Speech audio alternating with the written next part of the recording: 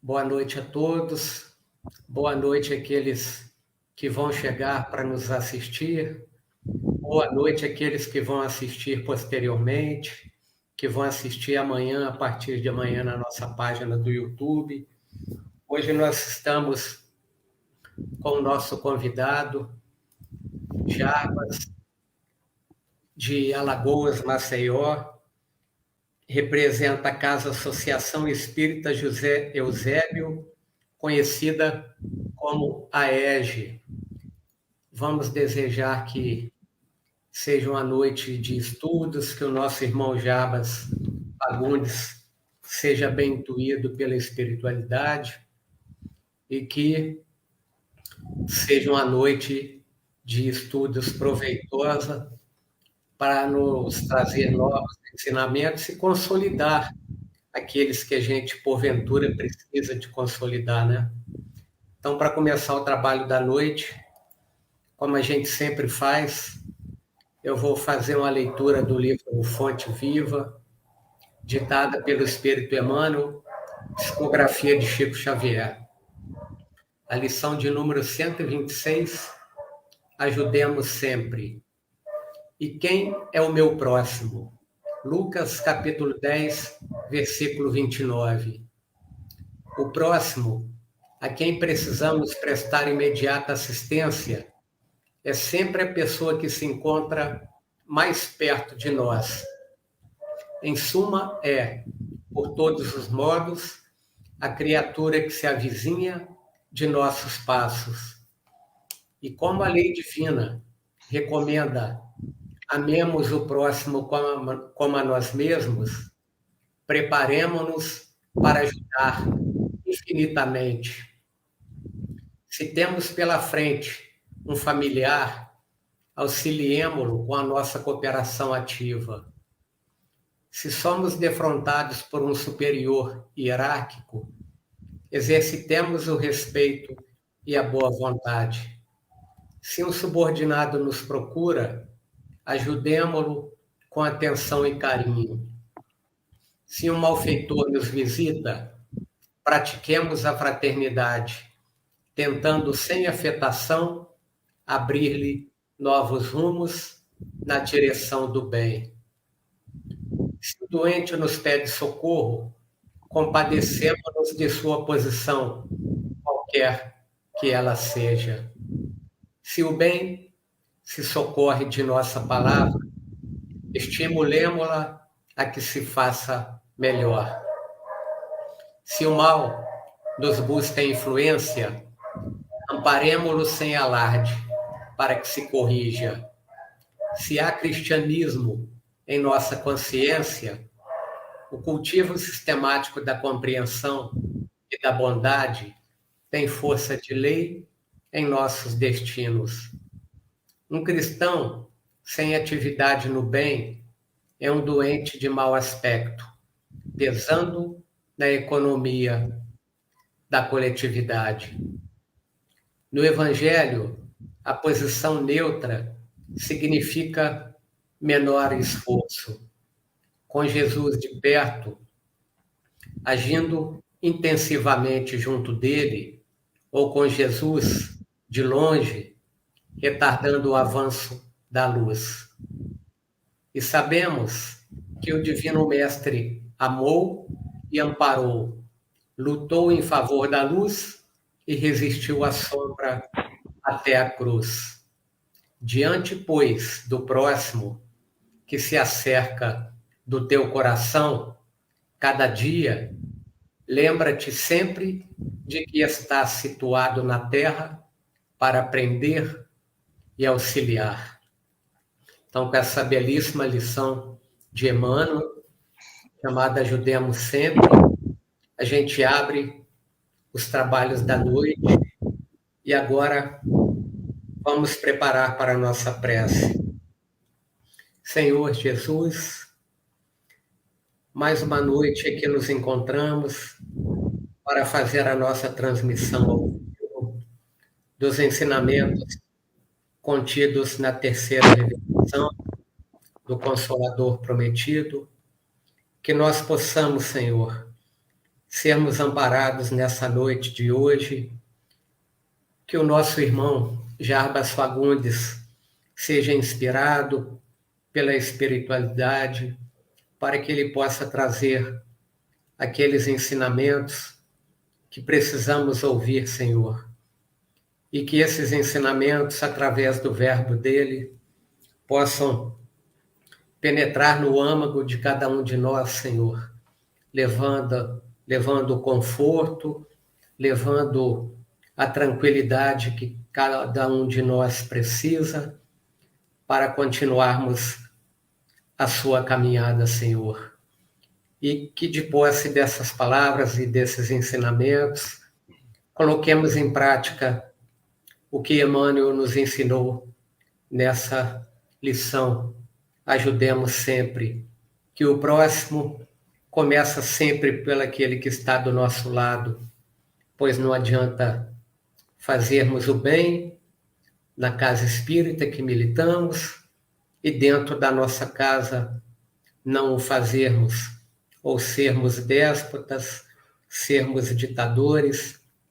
Então, não percamos o grande ensinamento do nosso mentor Emmanuel, que nos diz respeito a ajudar sempre. Com esses pedidos, Senhor, queremos então pedir permissão a Eurípides Barçanufo, patrono da nossa casa, para iniciarmos a explanação da noite, dizendo graças a Deus. Então, Jabas, fica à vontade. Daqui a pouco a gente está de volta, tá? Ok, Cleverson. Queridos irmãos, queridas irmãs, que nos abençoe Jesus, o guia e modelo espiritual que o nosso Pai nos ofertou para seguir, que é o Senhor da paz, o Senhor da luz, aquele irmão mais próximo de nós, mas que é o governador espiritual do planeta Terra. Jesus nos abençoa, abençoa todos os nossos irmãos encarnados e desencarnados que compõem os dois planos da vida.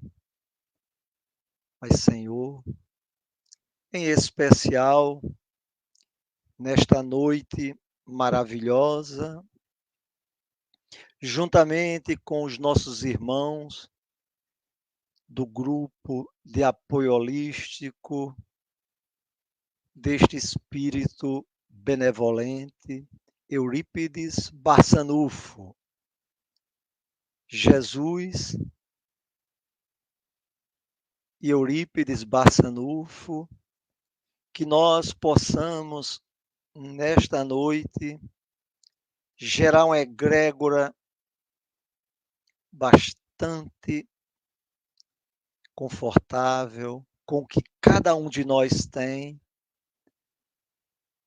para entregar ao discípulo do bem, Eurípides, e Eurípides possa juntar com tudo que ele tem, entregar ao anjo Ismael, governador espiritual do coração do mundo, Pátria Evangelho.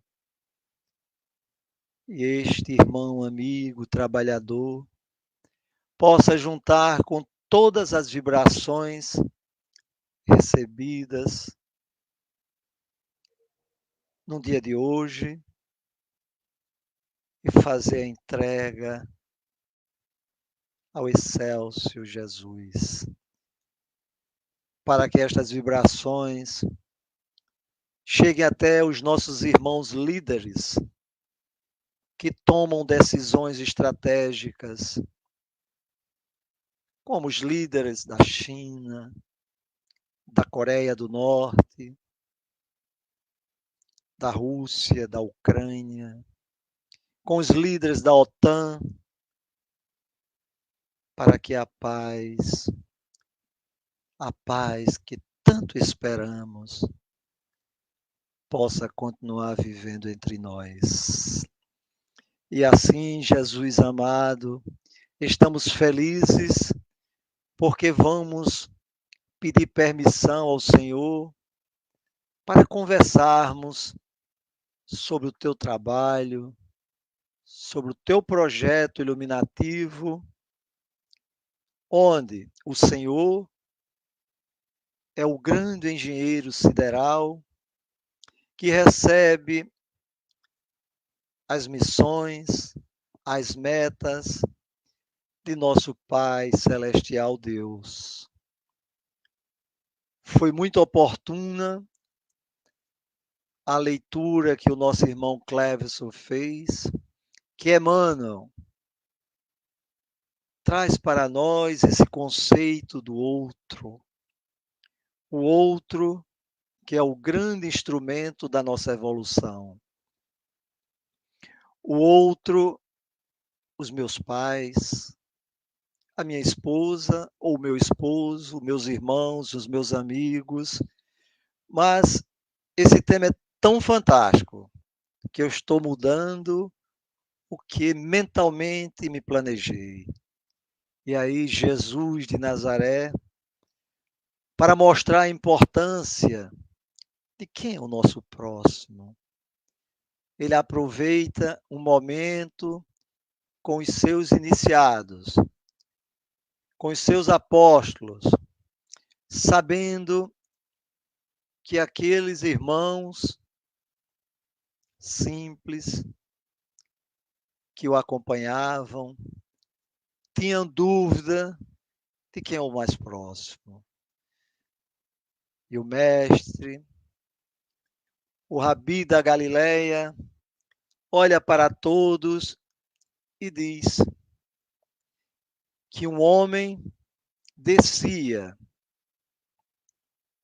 de Jerusalém para Jericó. Fazia um trajeto à época ou sobre o animal, ou sobre uma carroça, ou andando com seus membros inferiores.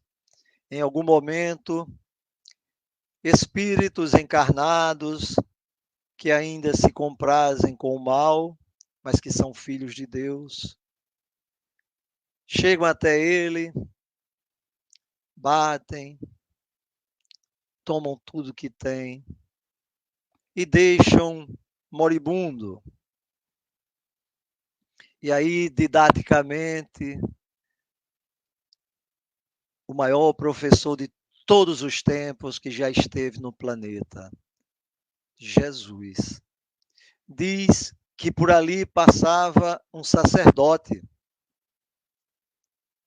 Olhou para aquele cenário, certamente sabedor do conjunto de palavras mais dignificantes que expressa amor, que é a oração dominical, que começa assim: Pai nosso que estais nos céus.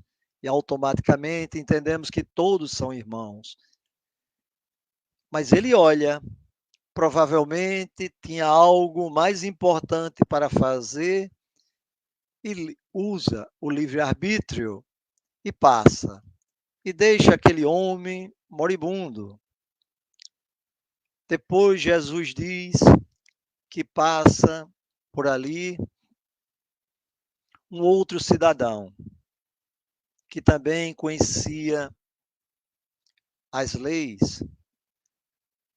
O levita, conhecedor das leis também, provavelmente conhecia um pouco do evangelho, da Boa Nova, mas provavelmente estava atarefado. Olha para aquele homem que com certeza é nosso irmão, mas que estava precisando de caridade, que naquele momento era o grande instrumento da evolução de quem ali passasse. Mas ele passa. Depois Jesus, didaticamente, diz que passa o samaritano. O samaritano não era bem visto. O samaritano não era um estudioso das leis sagradas. Não. Mas ele olha, talvez sem conhecer ainda o Pai Nosso, a oração dominical. Mas ele se compraz, desce da sua montaria, acolhe aquele homem. Todo viajante possuía azeite, vinho, e aí ele usa o azeite, faz os primeiros socorros, coloca aquele homem na sua montaria e segue viagem. E Jesus para. Todos olhavam, fitavam, porque quando Jesus falava, o que saía da sua boca eram palavras, mas recheadas no amor, palavras que curavam, palavras que davam felicidade, palavras que motivavam. Aí Jesus diz que este homem chega numa estalagem, a primeira, e fala: cuida deste homem, aqui estão 3 denários. Se precisares, faz, que quando eu retornar, eu pago. E o homem sai de cena. Neste momento, Jesus olha para todos e questiona: quem é o próximo, mais próximo de nós? Jesus já ouvira alguém dizer: é meu pai, é minha mãe, é minha esposa, é meu filho. Mas Jesus pergunta. O próximo, mais próximo ali, foi o samaritano. Ele trazia para nós a proposta de que o próximo, mais próximo, é circunstancial. Como o benfeitor Emmanuel nos falou e nos explicou que depende de cada momento. Nas entrelinhas do Evangelho, meus irmãos, a gente vai compreender que em todos os momentos existem cenários edificantes ou não, que servem para o nosso crescimento espiritual, para a nossa espiritualização. E nada melhor do que aprendermos se espiritualizando, olhando o outro, entendendo que o outro é o grande instrumento da nossa evolução. O outro que nos calunia, o outro que nos grita, o outro que blasfêmia, o outro. E se neste momento estivermos indignados, querendo responder, a gente pode refletir. Eu vou falar com Jesus, falar com o meu Pai Celestial para pedir paciência, para pedir tolerância. E o Pai nos oferta. Quando pedimos paciência, aparecem cenários adversos para que a gente tenha paciência. Aparecem cenários para que a gente tenha tolerância. E assim, nós aproveitamos esta visita, esta viagem que vamos fazer curta em cima da Boa Nova. A Boa Nova que poderíamos aqui denominá-la como a farmácia divina, cada capítulo como um fármaco, cada fármaco com seus princípios ativos. E diante disso, meus irmãos, a gente começa a entender aqueles que já folheiam o Evangelho, aqueles que já estudam o Evangelho, que dia após dia, ao estudar, se esforça ao máximo para introjetar.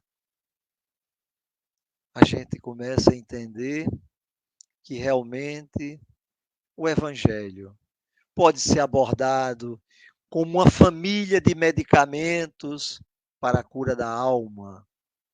A farmácia convencional, se eu tenho uma dor de cabeça, eu busco um analgésico. O analgésico, quando nós prescrevemos, não atua na causa raiz, atua na consequência. Mas quando o profissional médico avalia, chega a um diagnóstico e prescreve uma medicação que não é uma medicação que vai trabalhar na consequência. Uma medicação que trabalha na causa raiz. E a gente fica bom. A gente fica bom. Aí, meus irmãos, eu falo isso para que a gente comece também a fazer uma reflexão profunda dos dias de hoje, uma reflexão profunda dos 5 anos antes do dia de hoje. Um período de 10 anos para cá, um período de 20 anos para cá, onde o homem, cada vez mais desenvolvendo a sua inteligência e trabalhando na inteligência artificial. Como cresceram todas as áreas, todas as expertises, a farmacologia, a medicina tratada, analisada e diagnosticada por imagens cada vez mais perfeitas, as ressonâncias, as tomografias e os demais exames. Como evoluiu o homem? Mas o homem, se evoluindo cada vez mais, começou a estudar o átomo, a fissão nuclear, e aí desenvolveu artefatos de destruição em massa.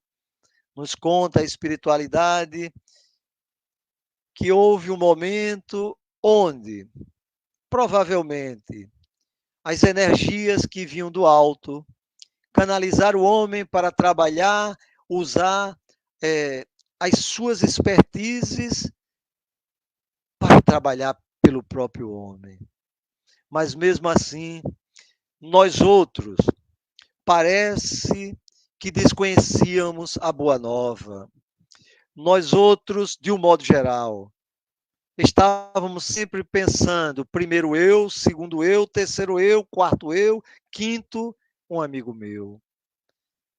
E aí, meus irmãos, eis que do outro lado do planeta, do outro lado do mundo, na China, aparece um ser minúsculo, nanômetros, e se desenvolve, e aparece a Covid.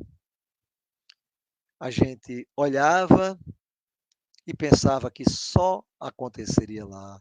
Com pouco tempo, chegou ao nosso Brasil. Tantos casos aconteceram, tantos cenários complexos, as famílias tendo que se resguardarem, ficar em casa, oportunidades para que as famílias conversassem, interagissem, rezasse, orasse, aprendesse a orar pelo outro, orar pelos que estavam nas UTIs.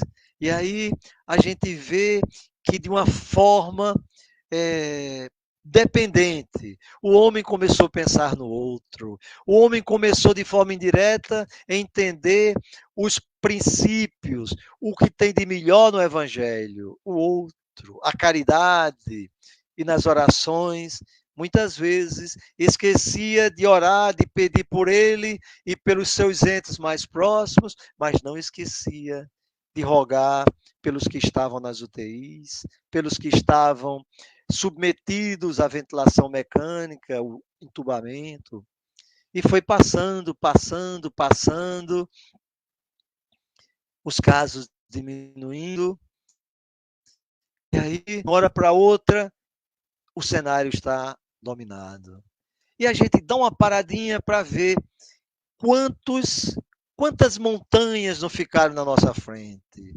A montanha do medo, o dano psíquico em função da Covid, as referências, números de pessoas que desencarnaram, número de pessoas que deram viva saindo das UTIs, a maravilha de trabalho dos médicos, do pessoal de saúde, que eu nunca deixei de fazer oração por eles, mas passa um pouco e pensando ainda, meus irmãos, nestas montanhas, os percalços, a gente traz uma primeira máxima de nosso Senhor Jesus Cristo. Se tiverdes fé do tamanho de um grão de mostarda, que é pequenininho, poderás dizer: transporta-te, montanha, que a montanha se transportará. Jesus, o excelso Jesus, o Senhor da paz, o Senhor da luz, falou isso para aqueles que conviveram com ele naquela época. E Jesus olhava as condições geográficas, a cultura e ensinava, transmitia o saber. Mas que montanhas são essas, meus irmãos? Vejamos que os ensinamentos do Cristo são atemporais. As montanhas são todos os percalços que aparecem em nossa existência. E o Mestre Jesus convidava-nos e convida para que a gente exerça a fé raciocinada, a fé que pensa, a fé que acredita, a fé que entende que existe um ser muito maior do que nós, Deus. Inteligência suprema, inteligência primária, razão primária de todas as coisas. E aí, meus irmãos, o homem, nós outros, começa a se religar a Deus através da dor. Mas Jesus também certa vez dissera: vós sois o sal da terra. E quando Jesus proferiu esta máxima motivacional, ele sabia que aqueles que andavam com ele eram pescadores e apenas o sal salgava o peixe, deixava no ponto de se tornar delicioso. Mas Jesus estava falando do sal da terra, todos os percalços que nós temos. Como é que eu posso ser o sal da terra? Olhando o outro, escutando o outro, acolhendo o outro, orando, rezando, fazendo prece pelo outro, muitas vezes esquecendo de cada um de nós, sem esquecer do outro. E aí, meus irmãos, Jesus também dissera para nós: que brilhe a vossa luz, que brilhe a vossa luz. Nós precisamos entender essa máxima, que se Jesus de Nazaré, o ser mais perfeito que já esteve no planeta Terra, porque em outras moradas, em outros planetas habitados, casas, moradas do Senhor, tem outros Cristos, espíritos evoluidíssimos. E aí, meus irmãos, e aí? É hora de nós pararmos, de entendermos a missão evangelizadora de Jesus. Há mais de 2000 anos atrás, ele veio até nós. Passou muitos anos para trabalhar a sua vinda. Percorreu todas aquelas cidades. Em Cafarnaum, ele teve uma série de noites que pernoitou em casa de Simão Pedro. Inclusive, o espírito Neio Lúcio traz para nós as interações de Jesus em Cafarnaum, em casa de Pedro. A gente, quando vê aquele livro Jesus no Lar, o primeiro capítulo, maravilhoso, maravilhoso, onde se fala da instalação do Evangelho no lar, em casa de Simão Pedro. E aí, meus irmãos, Jesus caminhava, caminhava. E alguém chega para ele, o cego de Jericó. Senhor, Senhor, eu quero ver. E Jesus, como médico, psicólogo, um ser transcendental, um ser onde ao pensar, ao falar, ao caminhar, ao transpirar, tudo que sai é amor. E um ser nesse nível olha para o cego de Jericó, observa suas virtudes e diz assim: vais, a tua fé te curou, a tua fé te curou. E Jesus, certa vez, ele chega a uma praça, chega naquela praça, olha, e ao redor de uma espécie de monumento estavam vários homens. E ele olha que ali tinha uma mulher agachada, a mulher submissa daquela época. E todos os que estavam ao seu redor, na sua envoltória, tinha uma pedra para fazer o que faziam, apedrejar a mulher adúltera. Aí Jesus olha, se aproxima, com certeza, com um semblante maravilhoso. Só em aqueles homens que lá estavam, nossos irmãos, olhando para Jesus, provavelmente o seu modelo mental já mudava. Mas Jesus olha, poderia repreender, poderia dar uma ordem para todo mundo desaparecer, mas não. Jesus é amor. Jesus foi amor naquela época, Jesus continuou sendo amor, Jesus é amor. Aí ele diz: aquele que não tiver pecados, que atire a primeira pedra. Olha só. Olha Jesus pedagogo, Jesus psicólogo, Jesus falando para o consciente e para o subconsciente daqueles homens. E os tocaram. Tocaram porque quando alguém ouvia Jesus e ouviu e relatou, sempre dizia: eu fui alguém que tinha um perfil até o dia que eu vi ou que eu ouvi Jesus. E aí eles baixam as pedras e começam a se dispersarem. A mulher cai aos seus pés para beijar os seus pés. E Jesus: levanta-te, mulher, levanta-te. E ela, sem olhar: levanta-te, dá a mão. E diz: mulher, mulher, vais e não voltes a pecar. E aquela mulher se transformou. As palavras de Jesus ecoavam. As palavras de Jesus, ainda pela física quântica, como todos os sons, continuam no universo. E a gente precisa, meus irmãos, entender a nossa existência, que é o conjunto de existências é igual à vida. E nós outros estamos tendo uma existência num planeta onde seguiu a sequência didática que Kardec trabalhou para a gente. Foi o mundo primitivo. Passou milhares e milhares de anos e evoluiu para um mundo de expiações e provas. E agora está evoluindo para um mundo de regeneração. E aí, no terceiro Congresso Espírita Brasileiro, ocorrido em Brasília, foi tão maravilhoso, meus irmãos. Foi tão maravilhoso. Era Jesus que estava lá, naquele anfiteatro, não no local, mas com o pensamento. Era uma tarde, quase noite.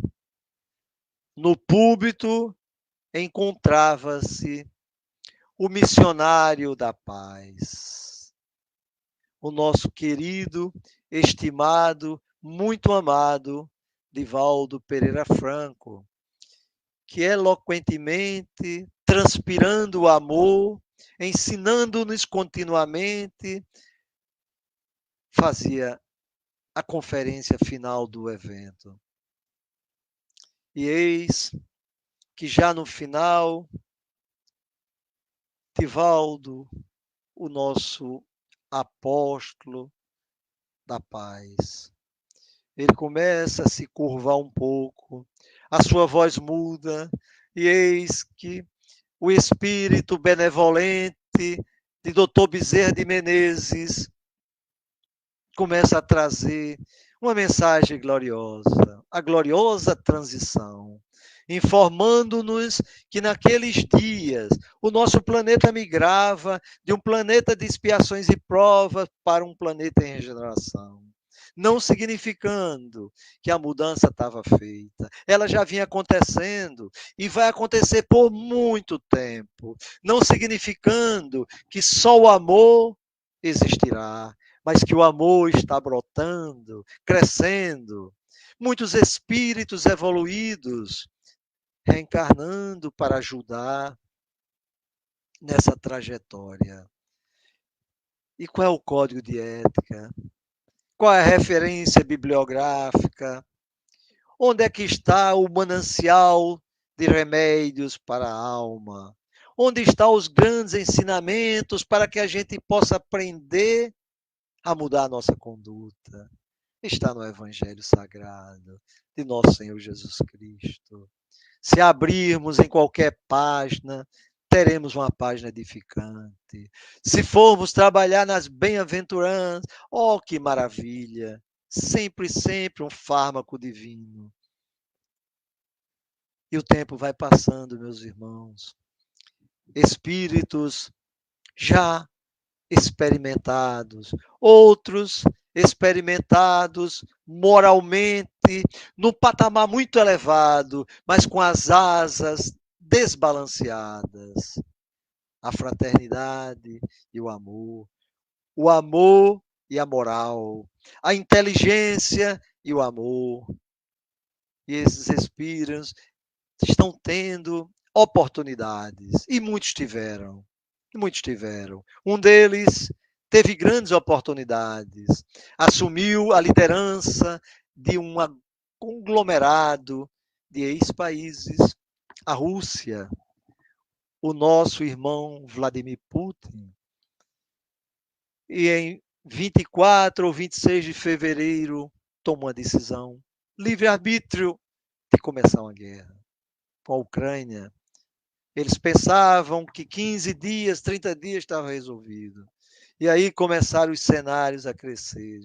O leste europeu, com todos os seus problemas, a destruição, os conflitos, e os outros países entrando. E hoje a gente vê todas as correlações, os artefatos de destruição em massa sendo trabalhados, sendo expostos. E nós precisamos orar por estes irmãos, porque são doentes, doentes da alma.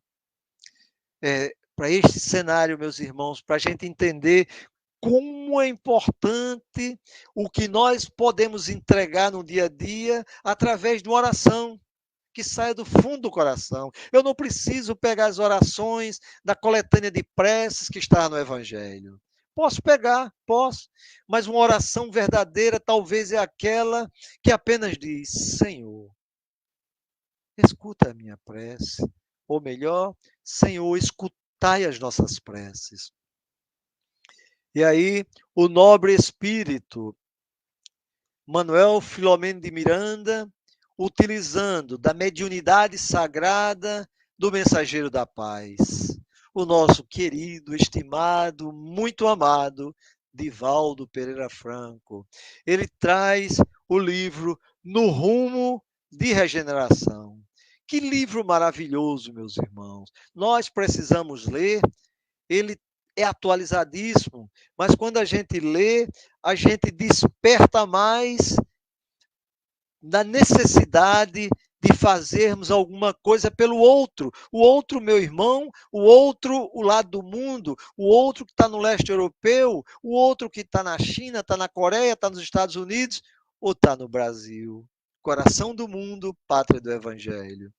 E Manuel Filomeno de Miranda, no primeiro capítulo, intitulado Os Clarins Anunciadores. Os clarins anunciadores. Ele diz assim: de onde nós estávamos, lá no alto, visualizávamos uma densa nuvem escura, onde muitas vezes o sol não conseguia penetrar. Aí ele resume: produto do nosso psiquismo. São aqueles que não acreditam, são aqueles que blasfemam, são aqueles que tomam decisões inadequadas, são aqueles que ainda se comprazem com o mal. E quando a gente fala assim, meus irmãos, a gente vai ver que cada um de nós, um dia vai pensar fazendo a paz, vai pensar fazendo o amor fraterno, e aí nós teremos a paz no planeta, porque um dia seremos anjos. O Beto, do grupo Acorde, na música Anjos, ele diz que um dia seremos anjos. O Beto contou para a gente aqui em Maceió, em uma das vindas aqui, e eles foram até a Associação Espírita José Eusébio, onde eu mando o meu abraço fraterno para todos aqueles trabalhadores e para a nossa presidente, Ana Paula.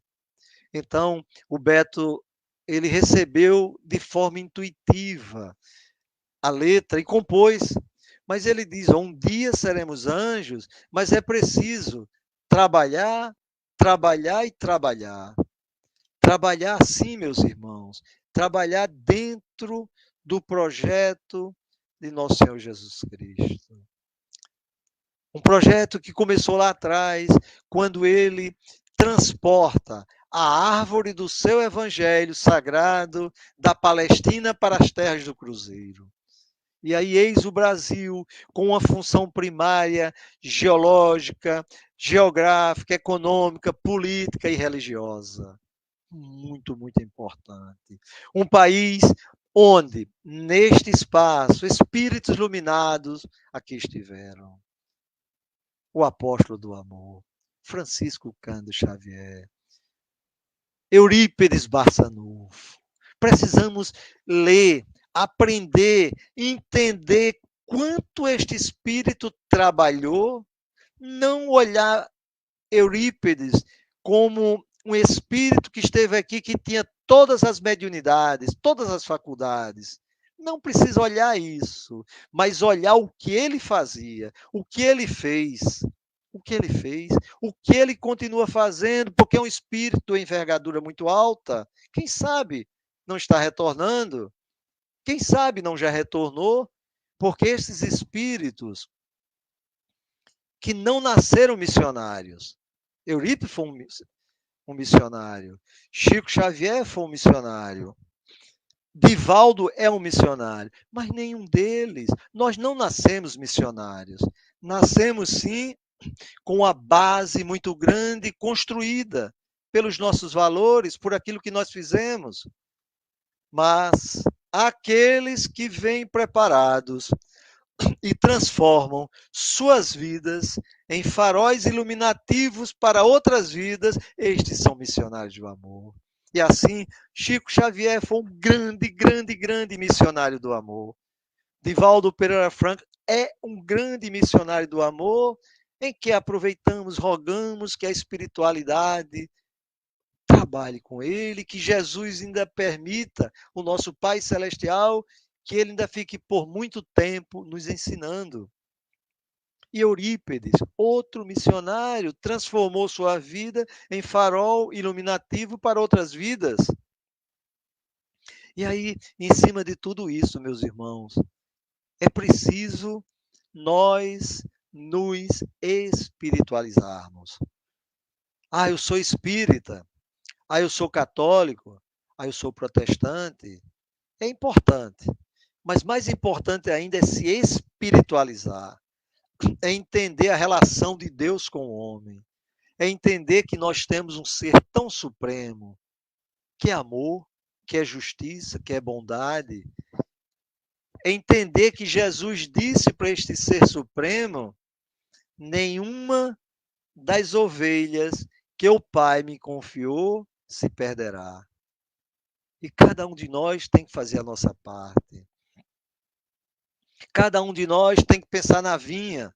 A gente vê sempre no Evangelho essa passagem tão maravilhosa. O Senhor da vinha, trazendo homens para trabalhar na sua vinha, na primeira hora, na segunda, na terceira, na 10ª hora. E a gente tem que pensar, meus irmãos, e o que é essa vinha? Onde é que a gente pode fazer a correlação? José Carlos de Luca, no livro Socorro e Solução, um livro maravilhoso. Um livro maravilhoso que nós estamos estudando no grupo de estudo do Evangelho virtual que nós fazemos todas as quarta-feiras de 22 horas. E aí José Carlos de Luca traz de uma forma tão maravilhosa inúmeros capítulos.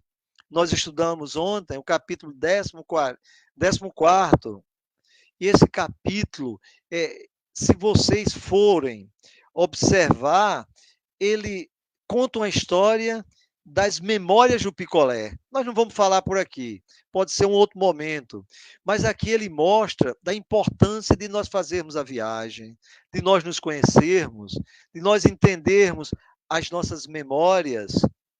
Mas, meus irmãos, tudo isso a gente se espiritualiza. A gente passa a entender que eu não preciso ver Jesus de Nazaré para acreditar, para ter fé, para ter esperança. Mas a esperança, eu até pego uma carona no eminente orador estudioso, o Cortella, que ele diz assim: a esperança do verbo esperançar. Não adianta a gente sentar com um processo, por um resfriado grande, não fazer nada, aí eu tenho esperança que Deus vai me curar. Não, nós temos que fazer a nossa parte. Eu tenho esperança de dias melhores. Nós temos que fazer a nossa parte. Como é que eu posso influenciar em uma guerra que está acontecendo lá no leste europeu? Posso sim, posso. Posso enviar as minhas melhores vibrações. Posso fazer as minhas orações e enviar o que tem de melhor em cada um de nós. E aí, meus irmãos, entender Jesus é entender uma prece. Uma prece tem um poder maravilhoso quando a gente faz a nossa parte. A gente, numa prece, a gente louva o Criador. Jesus também, Maria Santíssima, aqueles espíritos que estão os mais afins, depois a gente agradece. Agradece por tudo. Agradece pelo dia, agradecer porque acordamos, que tantos desencarnam com os acidentes vasculares cerebrais, os AVCs, isquêmico, hemorrágico, tantos. E a gente acordou. A gente toma um café, agradece por isso. Vai ao trabalho, agradece. Mas o Carlos de Luca, o Lucas ensina-nos a terapia do espelho, que é uma terapia maravilhosa para que a gente trabalhe nós mesmos, para entender o todo-poderoso Deus. E esse poder tudo traduzido no amor que ele tem por todos os seus filhos. Ele conta-nos, em um capítulo, traz uma referência de uma psicóloga, a terapia do espelho. Vamos fazer? Quem não tem um espelho que se vê uma boa parte, um espelho grande que se vê todo, e a gente olha e vai dizer assim: cara, eu te amo muito, viu? Você é um cara tão legal. Ô, cara, ontem você se equivocou. Você falou muito rígido com fulano. Ô, cara, eu acredito muito em você. Não esquece de agradecer quando for se alimentar. Ô, cara, tenta todos os dias, antes de dormir, fazer um balanço daquele dia, a quem eu ofendi, a quem eu deixei de fazer alguma coisa. E você fala com o espelho. E quem está lá do outro lado? Quem está do outro lado? Você mesmo. É uma terapia maravilhosa.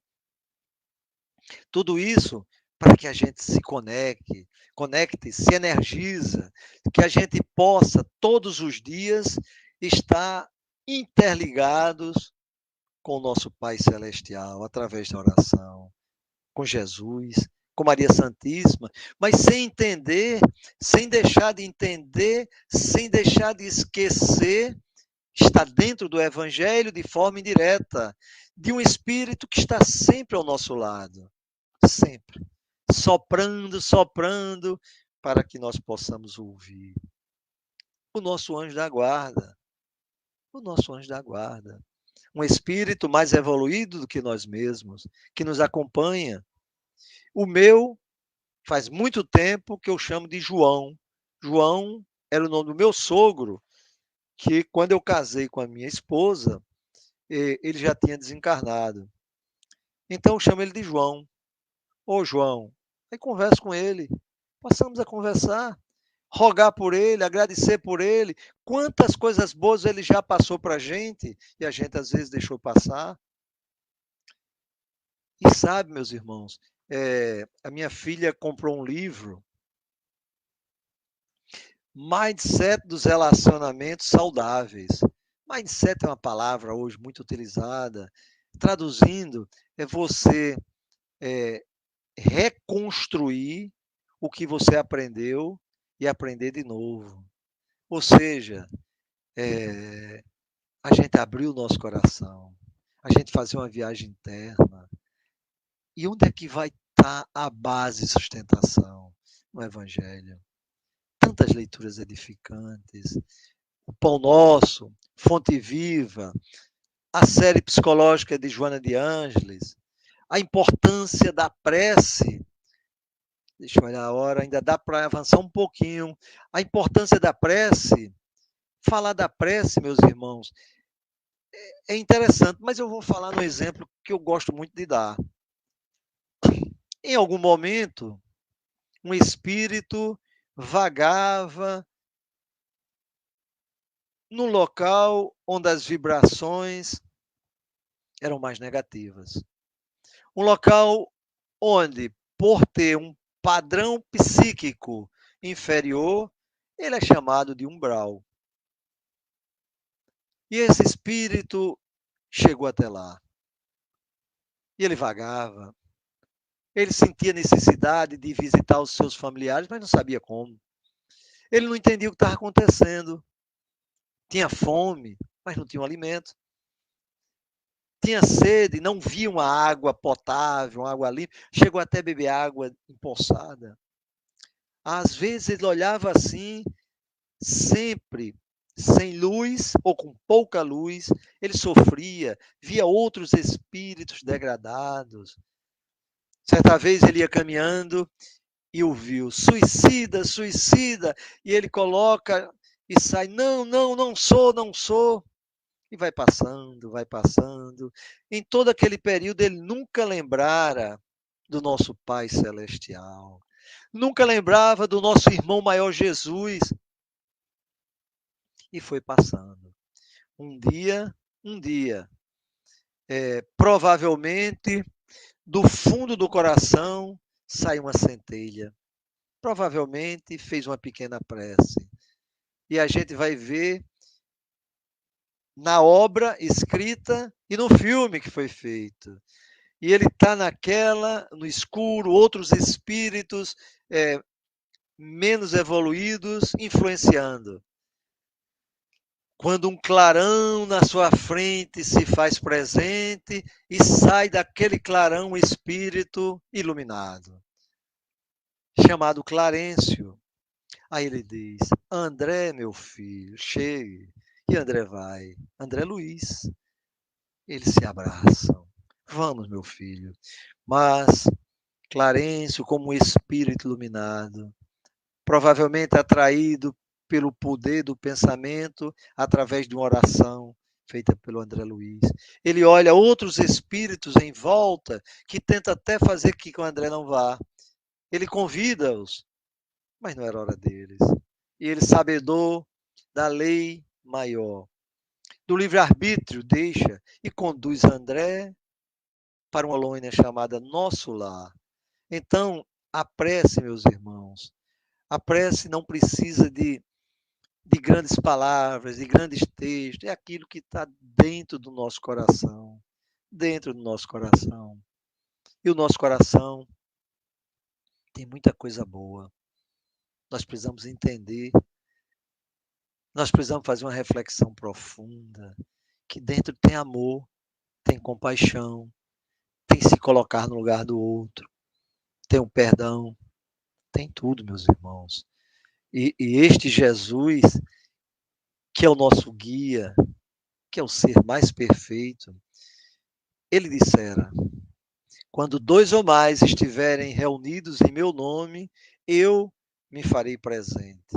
Não significando dizer que se eu estou sozinho e rogo, ele não está conosco. Sim. 2 ou mais entende-se da fraternidade, do ato fraterno. E nós podemos falar com ele, sim. A gente pode entender assim, meus irmãos, se eu estou com um problema de saúde, tenho um plano de saúde, vou a um hospital, se não tenho, vou a uma unidade de saúde da prefeitura, da capital, se tenho dinheiro, pago uma consulta, eu trabalho a parte orgânica, mas tem as doenças da alma, tem o lado comportamental, o lado psicológico, a mente trabalhando no negativismo, os clichês adormecidos no subconsciente, mas acordam e perturbam. E a gente lembra da questão 459, que a gente precisa lembrar. Quando Kardec perguntou: nós somos influenciados pelos espíritos? Eis que o espírito verdade, o espírito de verdade respondeu: sim, sim, muito mais do que vos pensam. Às vezes são eles que dirigem os nossos pensamentos. Aí a gente tem que parar. Vem o pensamento ruim? Não. Se isso não é de Deus, não serve para mim. Muda o pensamento, pede ajuda a Jesus, pede ajuda ao nosso anjo da guarda, para que a gente consiga dominar as nossas más inclinações. Isso tudo é evangelho, meus irmãos, na forma mais simples. E para concluir, vamos pensar no Espírito que tanto trabalhou aqui. Vamos pensar em São Francisco de Assis, que está dentro do Evangelho do Cristo. As suas palavras, quando ele diz: Senhor, fazei-me instrumento de vossa paz. Olha só, eu preciso ser um instrumento da paz, sim. Onde houver ódio, que eu leve o amor. Olha só, o leste europeu. Que eu leve o amor através da prece. Onde houver ofensa, que eu leve o perdão. Não perdoar só 7 vezes, mas 70 vezes 7 vezes. Onde houver discórdia, que eu leve a união na minha casa, no meu local de trabalho, na escola, na universidade, no grupo. Que a gente tenha essa oportunidade e veja ali como o outro, como grande instrumento da nossa evolução. E nesse grande instrumento da nossa evolução, eu aprendo e eu ensino. Onde houver dúvida, que eu leve a fé raciocinada, a fé acreditada. Onde houver erro, que eu leve a verdade. Quantos erros? Começar pelos nossos. A gente faz uma análise crítica, errei. Oh, meu Deus, me perdoa. Ajuda-me a não errar mais. Onde houver desespero, que eu leve a esperança. Quanto desespero na Ucrânia. Quantos desesperos naqueles países que estão na envoltória? Quantos desesperos no Brasil? Onde houver tristeza, que eu leve a alegria. Onde houver trevas, que eu leve a luz, através das nossas orações. Ó Mestre, fazei que eu procure mais consolar do que ser consolado. Quanto eu não posso consolar? Quanto eu não posso pedir por aqueles que choram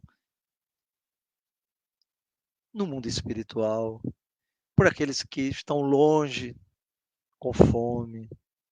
A gente pede. Mas consolar que ser consolado, compreender que ser compreendido, amar que ser amado. A Madre Teresa de Calcutá dizia: ame, ame muito até doer, porque o amor é um remédio. O amor é tão maravilhoso, o amor fraterno, que ele até excita a ocitocina, aquele neurotransmissor da felicidade. Quando a gente está falando de coisas boas, de cenários maravilhosos, nós recebemos uma dose, a dose aumenta desse hormônio da felicidade, e aquele que recebe também já está comprovado cientificamente. Pois é dando que se recebe. Vamos doar mais. Vamos doar o que a gente tem de melhor. Se eu não tenho o recurso material, podemos doar o recurso espiritual com a oração. É perdoando que se é perdoado. Vamos aprender a perdoar, não só 7 vezes, mas 70 vezes 7 vezes, ou seja, sempre. E ele termina, é morrendo que se nasce para a vida eterna. Que maravilha! Então, meus irmãos, imbuídos e na certeza que Jesus está conosco, na certeza que o nosso anjo guardião está conosco, vamos elevar o nosso pensamento ao alto, mentalizar a figura meiga do Mestre Jesus, olhando para nós, sorrindo, agradecendo e talvez dizendo: meus filhos, quanto eu preciso de vocês. Orem muito, façam as vossas partes. Mestre, abençoa o planeta Terra, abençoa cada habitante. Que a tua luz maravilhosa possa ser direcionada para os líderes que estão reunidos para tomar decisões que movimentam as guerras. Que eles, ao dormirem, sejam transportados por desdobramento para locais onde o amor é trabalhado para mostrar os caminhos do bem. Jesus, abençoa essa instituição holística que recebe o nome de Eurípides Bassanufo. Jesus fica conosco, derrama sobre todos nós a paz e a luz que tanto necessitamos e permite-nos dar por encerrada a nossa conversa, retornando a palavra para o nosso irmão Cleveson, com votos de muita paz e muita luz. Graças a Deus.